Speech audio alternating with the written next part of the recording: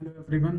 आज का हमारा टॉपिक है business entity concept. Business entity concept accounting में सबसे इम्पोर्टेंट कंसेप्ट माना जाता है। एज पर दिस कंसेप्ट जो बिजनेस है वो अपने ओनर से डिफरेंट होता है। इसके अंदर हम जितनी भी प्राइवेट इनकम्स होती हैं उन्हें बिजनेस की इनकम और से अलग मानते हैं। Same goes for expenses. ये हर एक तरह की एंटिटी में लगता है, चाहे वो प्रोप्राइटरशिप हो, पार्टनरशिप हो, कंपनी हो, एसोसिएशन हो, कुछ भी हो।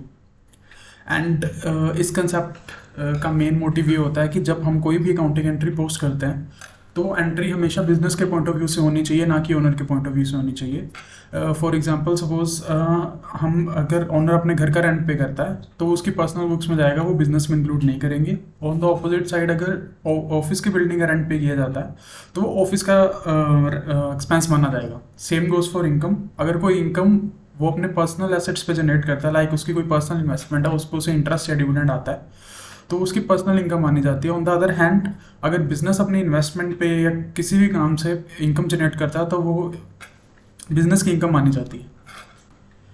अब इस कंसेप्ट के यहाँ रीजंस क्या क्या हैं। सबसे पहले कि हम प्राइवेट इनकम और बिजनेस इनकम एंड एक्सपेंसेस को अलग अलग कर सकें। इससे हमें एक्चुअल में पता लग सके कि बिजनेस की प्रॉफिटेबिलिटी सिचुएशन क्या है, कि क्या एक्चुअल बिजनेस प्रॉफिट में है या नहीं है। क्योंकि हो सकता है कि बिजनेस ने प्रॉफिट कमाया हो और ओनर ने वो पैसे कहीं अपने पर्सनल काम के लिए यूज़ कर ली हो। अगर वे दोनों चीज़ें हम अलग अलग नहीं करते तो हमें नहीं पता लग सकता कि बिजनेस में एक्चुअल प्रॉफिट कमाया या नहीं कमाया। इसलिए हम दोनों को अलग अलग रखते हैं। एंड अगर दोनों को प्रॉफिट अलग अलग देख रहे हैं तो दोनों के ऑब्वियसली टैक्सेस भी अलग अलग होंगे। Also it helps in better presentation and better disclosures. Better presentation का मतलब एक्चुअल प्रॉफिटेबिलिटी का पता लगना, one of the factors is that. और उसके बाद पता लगना कि क्या हमने जो बिजनेस में एसेट्स और लाइबिलिटी शो करी है वो एक्चुअली बिजनेस को रिलेट करती है या नहीं करती। मतलब क्या वो बिजनेस से कमा के हमने कमाई है या क्या सिस्टम। उसके अलावा अगर हमें बिजनेस के एक्सपेंसेस, प्रॉफिटेबिलिटी और उसकी इनकम्स पता है तो हम बिजनेस के लिए अलग से बजट बना सकते हैं। अगर हम बिजनेस के लिए बजट नहीं बनाते तो ऑब्वियसली बिजनेस रन नहीं कर सकता, क्योंकि budget is one of the important parts. उसके बाद है कि अगर suppose in any case of liquidation मतलब बिजनेस बंद हो जाता है किसी भी कारण से, तो हम बिजनेस की वैल्यू निकाल सकते हैं या ये निकाल सकते हैं कि बिजनेस ने किसी को कितना पैसा देना है। लेकिन यही चीज़ अगर हम दोनों प्राइवेट और बिजनेस को मिक्स कर देंगे तो ये चीज़ पॉसिबल नहीं हो पाएगी। इसलिए दोनों को अलग अलग रखा जाता है। एंड एक का चीज़ है हेल्प इन ऑडिट।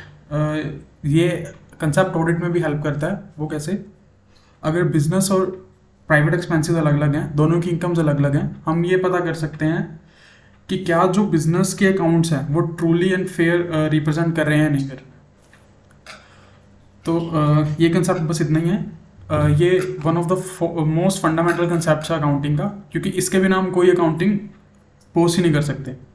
जो की टेक अवेज हैं इस वीडियोस के वो हैं, ये फंडामेंटल कंसेप्ट ऑफ अकाउंटिंग है। कोई भी पैसा जो बिजनेस ओनर ने बिजनेस में लगाया है वो बिजनेस के लिए लाइबिलिटी है। बिजनेस के लिए लाइबिलिटी किस तरह है कि जब भी बिजनेस बंद होगा बिजनेस को वो पैसा अपने ओनर को वापस देना पड़ेगा, इसलिए उसे एज ए लाइबिलिटी ट्रीट किया जाता है। जो भी पैसा ओनर अपने बिजनेस में से निकालता है उसे हम ड्रॉइंग्स कहते हैं, और वो उसकी कैपिटल में से रिड्यूस किया जाता है, मतलब लाइबिलिटी में से रिड्यूस किया जाता है। एंड वो जैसे मैंने पहले बताया, कोई भी एंट्री जब भी हम पोस्ट करेंगे तो वो बिजनेस के पॉइंट ऑफ व्यू से होगी, ना कि ओनर के पॉइंट ऑफ व्यू से। एंड इसी कंसेप्ट के कारण एक और कंसेप्ट जिसे हम कहते हैं गोइंग कंसर्न कंसेप्ट, वो लग पाता है। क्योंकि as per going concern concept कि business will run forever, चाहे ओनर को कुछ भी हो जाए, चाहे ओनर एग्जिस्ट करे ना करे, बिजनेस चलता ही रहेगा। वो इसीलिए पॉसिबल हो पाया है क्योंकि बिजनेस और ओनर दोनों अलग अलग हैं। लेकिन अगर हम ये सोचें कि बिजनेस और ओनर दोनों एक ही हैं तो ये कंसेप्ट वैलिड नहीं हो सकता, फॉलो नहीं कर सकते इसको। इसलिए गोइंग कंसर्न का भी बेस माना जाता है। Thank you. इस वीडियो के लिए इतना ही। Please like, share, subscribe.